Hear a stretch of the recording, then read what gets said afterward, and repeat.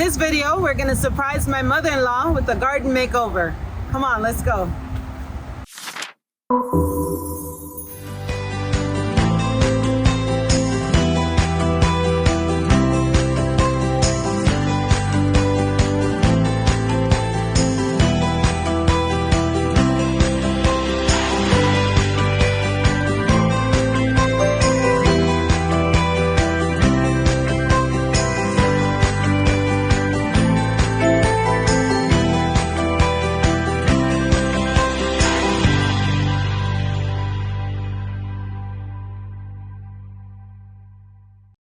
Welcome back to Seed Time and Harvest. We are in Florida. I don't know if you can see the sweat on my face, but we're at our in-laws' house and I came back to look at their garden and I can tell that it does need a little bit of a work.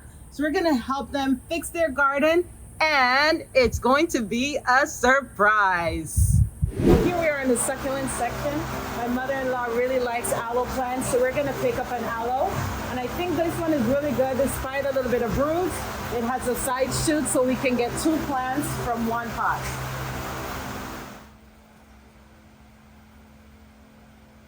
Have you ever started a brand new garden and wonder, why are my plants dying from insect bites? Well, you may have just taken that bug home with you. Look at these caterpillars. These parsleys are filled with caterpillars. Since it's midsummer and we're in the heat of Florida, there's not a lot of options in terms of purchasing plants at your local nurseries.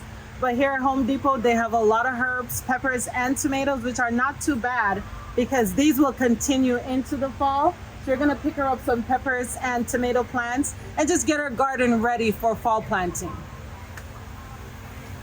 First things first, we're gonna pull some weeds. There are a lot of weeds in the garden and dealing with this type of weed is pretty tricky because the seeds are under the leaf. So you wanna be very gentle when pulling to make sure that you are not shaking the plants too much where the seeds will actually fall back into the soil and grow. The weeding is all done in the garden bed. It was very easy to do. The sandy soil makes weeding a lot easier than weeding in clay. Here we have an indeterminate cherry tomato variety. It has exceeded its lifespan, so we're gonna take it out. It has only 1 tomato and no leaves, so that does not need to stay. There are also several other tomato plants, just like this one. We are also going to remove them. The peppers are doing fairly well. It's a good time of year to have peppers in the garden. A lot of them have fruits, especially the Tabasco peppers over here. You can see these are fiery red and really good. The herbs are doing well. The papayas are also doing well. So these we're gonna allow to remain in the garden. The oregano is spreading really, really well. Too big actually for an in-ground bed. What I would recommend is do not plant oregano, thyme, or any form of vining herb in the garden. It's gonna take over the space. So if you have bins like these, it will be best to put the herbs in bin. Moving on, here we have a culantro plant, Spanish favorite. It's really, really good. Different from cilantro, that one is culantro. The basil is right here. I have a basil plant and it's starting to flower. This is really summertime, so basil should have been dead by now, but this one is still going. For your basil to continue to grow and bush, you can just snip the flower pods of the basil right here. Just snip it, and then the plant has side shoots that will continue to grow to make the plants even more bushy. However, if you are giving up on your summer garden and you want to save your seeds for fall or for next spring, then you can go ahead and collect the seed pods.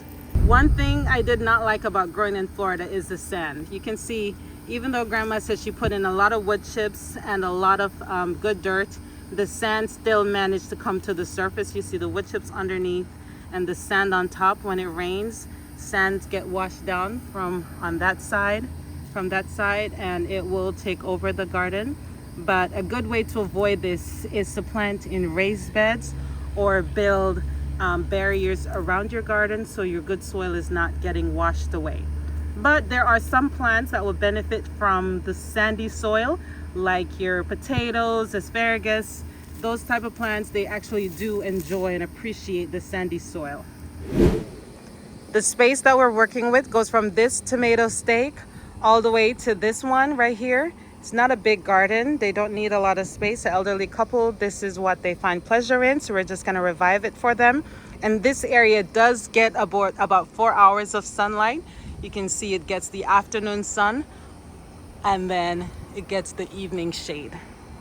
So I pull back the mulch from around the base of the plant as well as some of the soil so I can get access to the root to put the new compost close to the roots. If you have fresh compost or fresh mulch rather, of course you don't want to plant directly in the fresh mulch because it will rob your plants of nitrogen. So we're going to get some compost in here and some additional topsoil. The garden is already looking better just after adding the compost and the topsoil. Now the plants are able to get the benefit of the nutrients that the compost will provide, and prayerfully they'll start to flourish more and they'll produce more fruit. We have a couple more plants that we're gonna put in. After we put in those plants, we're gonna go ahead and finish up with watering. This is a container tomato, but I'm gonna put it in a little bit deep. It roots along the stem, and I'm just gonna use the soil that I'm removing to fill up those empty pots. Whatever is going to be planted in them will not require a lot of depth. Hole is made. I put some compost in the bottom of the hole because you need nutrients in the hole where the plant is going to go. Just turn it upside down, pull it out, and then we're going to bury it a little bit deep. All the hair along the tomato plant will root eventually, and then we're going to backfill. The final step is to put a trellis around this tomato plant. Since this is going to be a fairly small plant, we don't need a huge cage for it. All right, just something to support the plant as it grows. It's not going to get much bigger than this, but it will need support when it starts to produce fruit. What we're going to do with all tomato plants, as this one, you're going to remove the lower leaves that touches the soil, because that's how bacteria is introduced to the plant. And we want a healthy tomato plant. So all the leaves that are touching the ground, as well as some above that needs to be removed so we can have good airflow, we're gonna take those off. The leaves over here, they don't look that healthy, so we will remove those as well. We're gonna do the same thing with the pepper plants. We made a hole here. We put in some nice healthy compost, and we're gonna drop our pepper plant in. With this one, you don't wanna go too deep, because of course peppers do not root along the vine or the stem in this case. We have this one is a red bell pepper. The first one we planted was a green bell, and we're gonna do the same thing. If the hole is too deep, just add a little bit more soil, and then we're gonna backfill. You can ruffle around the roots so that the roots know, hey, it's time to go out to search for more food, and the plants will thrive, it will flourish.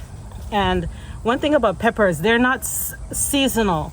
So peppers are not annual plant. If the temperature is right, they will actually be biennials. And where we are in Florida, it doesn't really get that cold.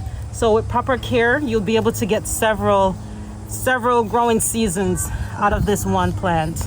The garden has a new face. The makeover is complete, but not yet, because we have to get my in-laws' reaction. So we have a surprise for you.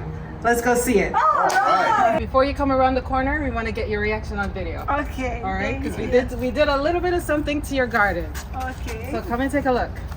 Let's see.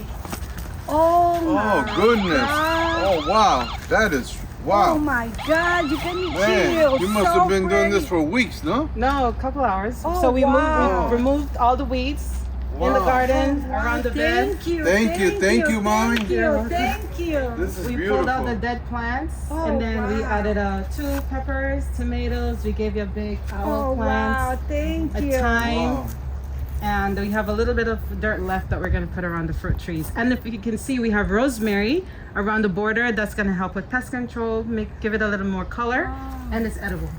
Oh Wow. wow. Thank you. This is really beautiful. So beautiful. Beautiful. Thank You are you so welcome. much. I can't believe Thank this. you. Thank you. The only thing I would recommend is, I know you don't get out a lot to water and it gets really hot.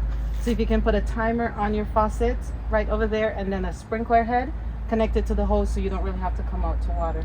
Okay. I just Good set it once idea. a day, 60 minutes in the morning, not even 60, up to 30 minutes. So and what then is the let it name water. of this plant? This one over here. That's a marigold. Marigold is the one who's gonna help us with the. Pest control. Yep, it will help you with the caterpillars. The flower, the yellow Wow, this flowers is- are edible. This is amazing. It's It really is, nice. It is. So we Thank wanted to you do so something much. nice for you. Thank you. Appreciate Thank it. you so much. Thank you. Thank you. I'm dirty. Thank you. Thank you. You're welcome. Thank you, mommy. That was a wonderful reaction from my in-laws. If you like the content, leave it in the comment section below. Let us know your thoughts. And I would encourage you, go ahead and start your garden if you have not done so. And if you are able to, go ahead and assist someone to get their garden started. Thank you so much for joining us on Seed Time and Harvest. Again, like, share, subscribe, and we'll see you in the next episode. Happy planting!